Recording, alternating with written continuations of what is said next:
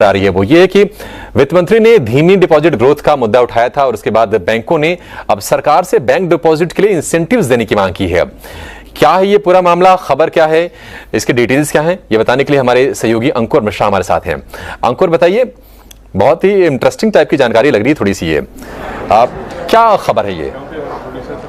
जी हाँ, बिल्कुल बैंक की चिंता बढ़ती जा रही है कि जो डिपॉजिट ग्रोथ है उसकी वो रफ्तार क्रेडिट ग्रोथ से मैच नहीं कर पा रही। अब ये मामला क्या है, अगर हम पिछले डेटा की बात करें तो क्रेडिट ग्रोथ सिस्टम में करीब 18% हुई है और अगर डिपॉजिट ग्रोथ की बात करें तो वो उसकी आधी लगभग मतलब 9.5% हुई है। तो जाहिर सी बात है ये फंडिंग का गैप हो जाता है बैंकों के लिए। अगर पैसा वो डिपॉजिट से रेज नहीं करेंगे तो लेंड कैसे करेंगे? तो ये गैप कहीं आगे जाके बढ़ ना जाए, इस चिंता को लेकर बैंकों ने वित्त मंत्री से चर्चा की। जो आखिरी बैठक हुई थी मंगलवार को, हमें सूत्र ये बता रहे हैं कि वहां पर कई तरीके के सजेशंस दिए गए। अब ये सजेशंस क्या हैं? उनका कहना सिंपल था कि आप जो कस्टमर्स हैं उनको सरकारी तरीके से भी, अगर आप पॉलिसी के तरीके से भी थोड़ा सा इंसेंटिवाइज करिए कि वो एफडीज में इन्वेस्ट करें। वो कैसे हो सकता है? टैक्स में कुछ और बड़ी राहत मिल सकती है और साथ ही साथ जो सरकारी सेविंग स्कीम है और वहां पर आपने देखा होगा जो उनका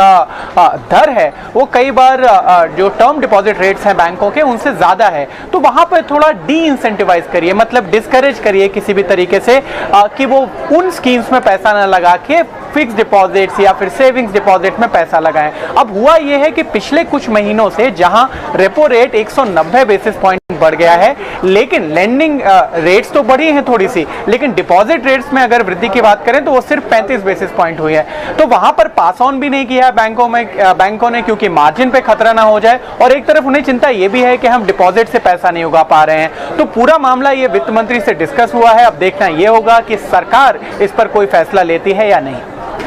अंकुर, यानी बैंकों ने जो गेंद है वो सरकार के पाले में डाल दी है। जी बिल्कुल, ये चिंता अभी से नहीं बल्कि पिछले अगर आप 3 से 6 महीने की बात करें तो डिपॉजिट ग्रोथ थोड़ा सा लैग करती जा रही थी और अभी जो अगर हम बात करें ये गैप की तो लगभग 2 गुना हो गया है। अब चिंता का विषय एकदम बैंकों के लिए बन गया है क्योंकि उनको कई सारे माध्यम ढूंढने पड़ेंगे तब बढ़ते इंटरेस्ट रेट सिनेरियो में जहां पे क्रेडिट ग्रोथ पर भी प्रेशर आएगा। अभी जो क्रेडिट ग्रोथ आप देख रहे हैं वो बेस इफेक्ट की वजह से भी है, इसीलिए आपको 18% 15% सारे बैंकों की क्रेडिट ग्रोथ दिखाई जा रही है। लेकिन आगे जाकर आप किसी भी बैंकर से पूछें, इनफैक्ट हमने भी जितने मैनेजमेंट इंटरव्यूज किए हैं वहां पे यही बोला है कि बेस इफेक्ट का जो असर है वो अगले क्वार्टर्स में कम होगा, मतलब क्रेडिट ग्रोथ कम होगी और डिपॉजिट से पैसा जो उगाना है वो मुश्किल होगा। बिल्कुल सही बात है, बैंकों के अपने तर्क हैं, सरकार को लेना है फैसला। डिपॉजिट ग्रोथ बढ़ाने के मसले पर यह मांग रखी है कि उसको इंसेंटिवाइज किया जाए, कि किसी और माध्यम से उसको प्रोत्साहन दिया जाए डिपॉजिट करने को बैंकों में।